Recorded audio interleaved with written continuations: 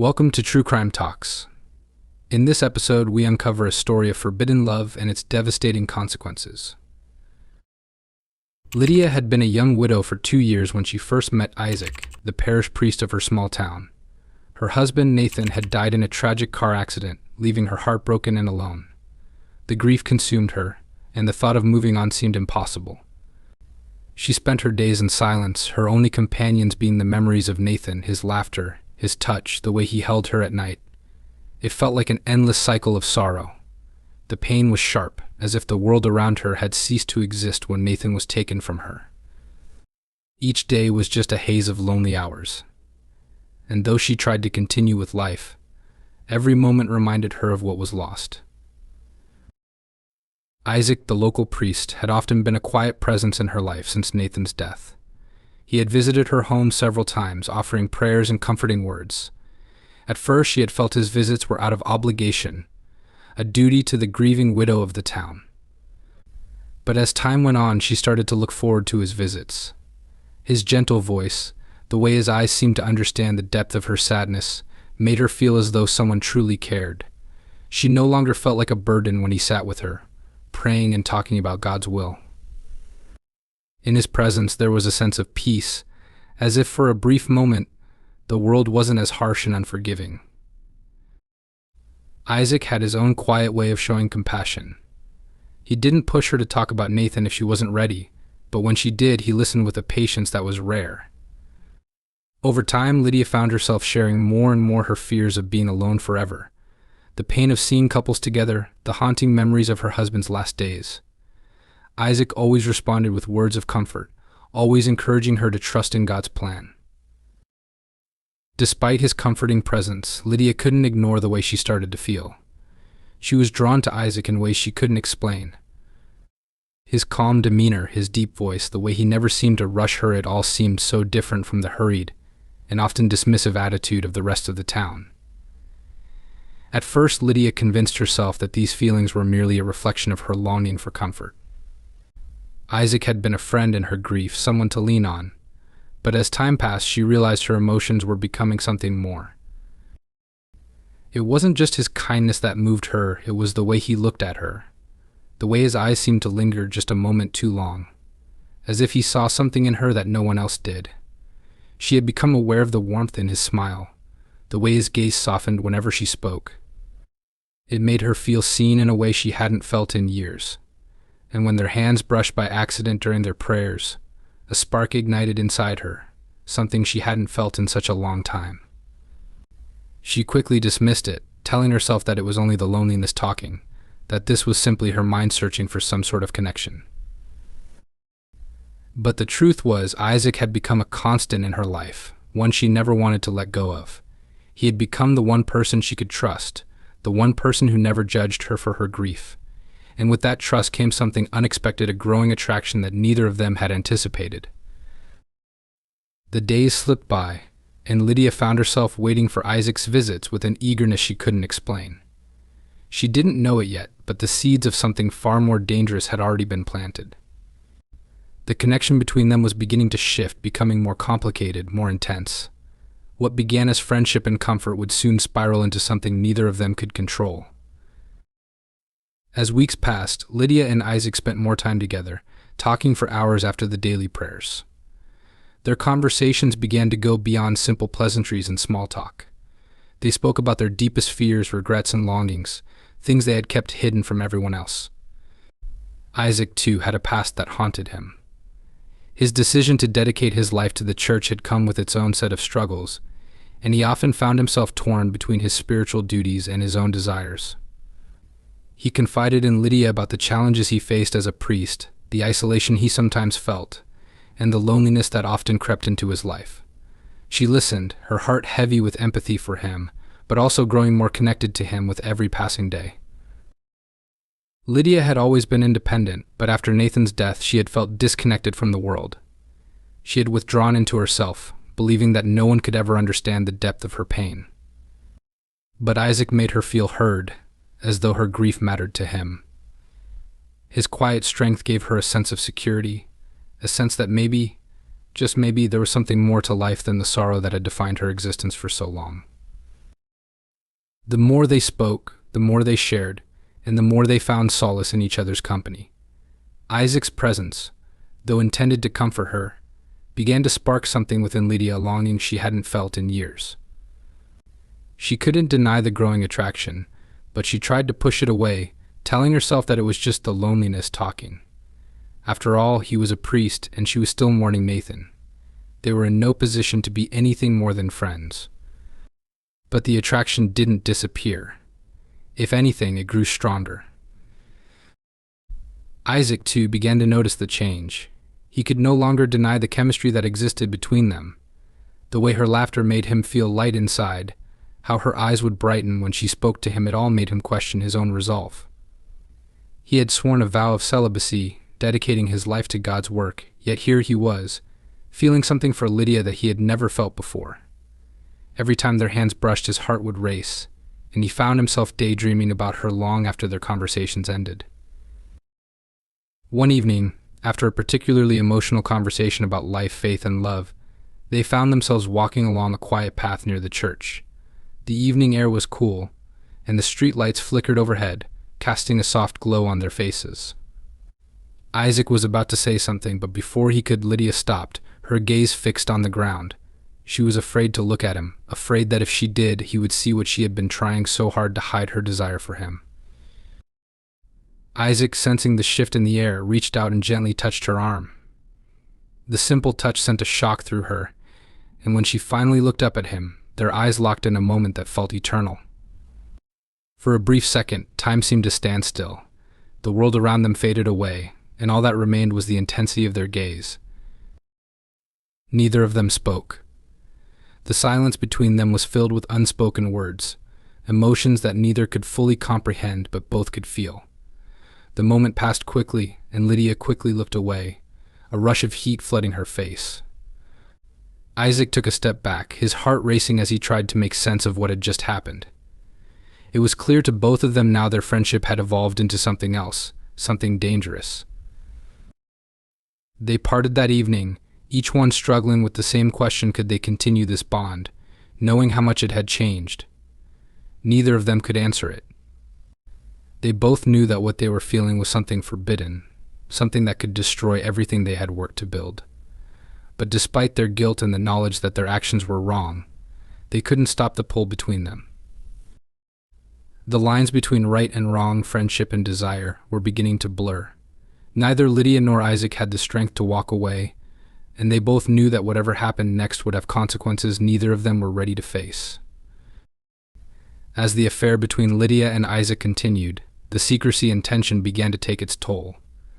The small town they lived in was full of gossip, and whispers about Lydia's relationship with the priest began to circulate. It started innocently enough, a knowing glance here, a comment made in passing there, but soon the rumors grew louder. Lydia began to feel the weight of the town's judgment pressing down on her. The once sympathetic eyes of her neighbors had turned suspicious, and their whispers followed her wherever she went. She was no longer just the grieving widow, she was now something else entirely, a woman involved in a scandal that no one could ignore. Isaac, too, began to feel the pressure. His role as a priest had always been one of respect and trust within the community. He had dedicated his life to God's work, and his reputation had been spotless until now. Every day he sensed the shift in the way people looked at him. The once friendly nods and warm greetings had turned cold and distant. People were starting to question his commitment to the church, and with each passing day, the weight of their judgment became harder to bear. Despite the growing suspicion, neither Isaac nor Lydia could bring themselves to end their secret meetings. The thrill of their stolen moments was addicting, and the pull between them had only grown stronger. The way their hands brushed, the way their eyes locked in those quiet, intimate moments, they were drawn to each other in ways neither could fully understand or resist. Every time they met, it felt like they were defying the world around them, living in a space where only they existed. But with each stolen kiss, each secret meeting, the risk grew greater. Lydia found herself becoming more paranoid with each passing day. The whispers she heard at the market, the sideways glances from old friends, the way people seemed to watch her every move, it all added up. She couldn't escape the feeling that someone knew what was going on. Isaac had warned her to be careful, to stay vigilant, But the fear of getting caught had started to consume her. She felt trapped in a life of constant surveillance, as though every step she took was being watched. One afternoon, as Lydia walked home from the market, she saw a familiar face in the distance. It was Clara, an old friend who had always been kind to her, but lately Clara's behavior had changed. Her smile seemed forced and her eyes lingered a little too long when she looked at Lydia. As they passed each other on the street, Clara gave her a tight-lipped smile, and Lydia couldn't shake the feeling that something was off. She tried to push the thought aside, but it lingered in the back of her mind. Later that evening after dinner, Lydia found an envelope slipped under her door. Her heart raced as she bent down to pick it up, her hands trembling. Inside was a single sheet of paper with a simple message: "We know what you're doing. End it now or suffer the consequences." Fear gripped her chest. The note had no return address, no indication of who had sent it, but Lydia knew it was a warning. She felt the walls closing in around her. Someone had discovered their secret, and they were threatening to expose it. She immediately thought of Isaac, of how his entire life would be ruined if anyone found out. The guilt and fear overwhelmed her, but the attraction she felt for Isaac remained as strong as ever. She couldn't just walk away. Isaac received a similar letter a few days later, warning him in no uncertain terms that his affair with Lydia would not go unnoticed. The anonymous threat sent a chill down his spine, and he knew that they were in deeper trouble than he had imagined. He had hoped that the whispers would fade, that the gossip would die down, but it was clear now that their secret was at risk of being exposed. The quiet town that had once been a sanctuary for him was no longer safe. Everywhere he went, he felt the eyes of the town on him, judging him, waiting for him to slip. Despite the danger, Isaac continued to meet with Lydia, their bond growing stronger with each passing day. They knew that they were walking a dangerous path, but neither of them had the strength to pull away. The temptation was too great, and the fear of what might happen if they stopped seeing each other was even greater. The stakes had been raised, and the consequences of their actions were becoming more real with each passing moment. One evening, Isaac and Lydia decided to meet one last time, hoping to finally end their affair and escape the chaos it had caused. They met at their usual spot near the river, a secluded area far from the prying eyes of the town. The sun had just begun to set, casting a golden glow over the water, and the air was thick with tension. Both of them were on edge, the weight of their secret hanging heavy between them. They stood together, their gazes avoiding one another as they tried to speak of the future. They both knew this couldn't go on any longer. The rumors, the letters, the fear of being discovered, it was too much to bear. Isaac, his voice strained, spoke first, telling Lydia that they needed to find a way to separate, to put an end to the secrecy that had consumed their lives. He spoke of the dangers it posed, not only to their reputations but to their very souls. He knew the consequences of their actions, and he couldn't bear the thought of losing everything he had worked for: his position as a priest, his relationship with God, and his standing in the community. Lydia, too, was filled with guilt and fear, and she reluctantly agreed. They both knew the risks, but neither could deny the magnetic pull that had always existed between them. The chemistry, the passion that had started as a spark, had now become a raging fire that neither of them knew how to extinguish. They stood there, silently, each one trying to summon the strength to say goodbye. But the moment was too charged, too heavy, and neither could bring themselves to walk away. As they spoke, the quiet evening air was suddenly pierced by the sound of a car engine in the distance. At first they thought it was just a passing vehicle, but as the headlights grew closer, both Isaac and Lydia froze. The car came to a screeching halt, its tires kicking up dust as it slid to a stop a few yards away. A figure emerged from the car, tall and menacing, casting a long shadow in the fading light. Lydia's heart sank as she recognized the man Mark, Nathan's brother. He had been suspicious of Isaac's growing relationship with Lydia, and now it seemed he had come to confront them. Mark was furious, his face contorted with rage as he stormed toward them. Isaac stepped forward, trying to calm the situation, but Mark was beyond reason. He yelled accusations, demanding that Isaac explain himself, accusing him of betraying his vows and his position as a priest.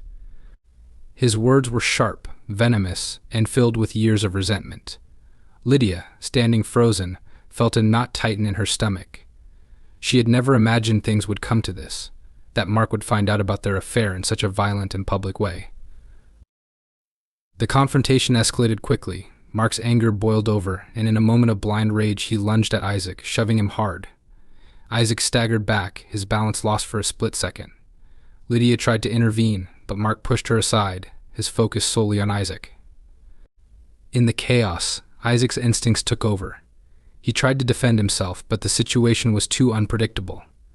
The struggle continued, each man pushing, shoving, and shouting at one another, until finally, in the midst of the chaos, something terrible happened. In the confusion of the altercation, Mark's hand found a sharp object, a knife that had been hidden in his jacket. With a wild motion, he struck out, the blade cutting into Isaac's side. Isaac gasped, his breath hitching as the cold steel pierced his flesh. He staggered backward, his hand clutching the wound, blood seeping through his fingers. Lydia screamed, her voice piercing the night air, but it was too late. Isaac collapsed to the ground, his body crumpling in on itself as he fell unconscious from the pain and shock. Mark stood there for a moment, breathing heavily, his eyes wide with disbelief at what he had just done. The weight of his actions hit him like a wave, but it was too late to undo the damage. Lydia rushed to Isaac's side, her hands shaking as she tried to stop the bleeding, but it was no use. In the dim light of the riverbank, Isaac's life slowly slipped away. Lydia screamed for help, but the sound of her voice was drowned out by the thudding of her heart. She could only watch helplessly as Isaac's body grew cold, the man she had loved and lost forever. The man who had been the center of her world for so long was gone, and in that moment everything she had feared became reality. The tragic love story they had written together had ended not with a peaceful resolution, but with violence, loss, and regret. The consequences of their forbidden bond were now irreversibly set in motion. The aftermath of Isaac's death was a blur of emotions and chaos. Lydia was consumed by guilt and despair, her world collapsing around her as she tried to comprehend what had happened. Mark had fled the scene almost immediately after Isaac's body fell to the ground, leaving Lydia alone with the horror of what had unfolded. She had tried to save him, tried to stop the bleeding, but there had been nothing she could do. Isaac's life had slipped away in her arms, and she had been powerless to stop it. The town was soon filled with rumors, whispers about what had transpired by the riverbank. People speculated about Isaac's relationship with Lydia, though no one could have known the full extent of their bond. It didn't take long for the truth to be twisted into something dark and scandalous, and before Lydia could fully process the magnitude of what had occurred, she became the center of attention. The priest's death had shaken the entire town, and many wondered what had driven Mark to kill him. Was it the affair with Lydia, or had it been something deeper, something hidden beneath the surface? Lydia was questioned by the authorities, but she remained silent, her heart heavy with the weight of what had happened. She knew that she couldn't fully explain the situation to anyone, not in a way that would make them understand the complexity of her feelings for Isaac. She had lost the man she loved, and now she had to face the consequences of their actions.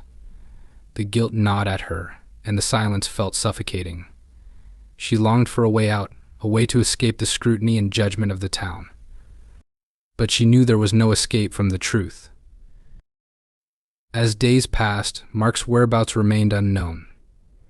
He had vanished into thin air, and no one could figure out where he had gone. Some believed he had fled the town, perhaps seeking refuge in a nearby city, while others thought he might be hiding somewhere nearby, biding his time before he was inevitably caught. Lydia couldn't help but wonder what Mark was thinking, if he even realized the full extent of the damage he had caused.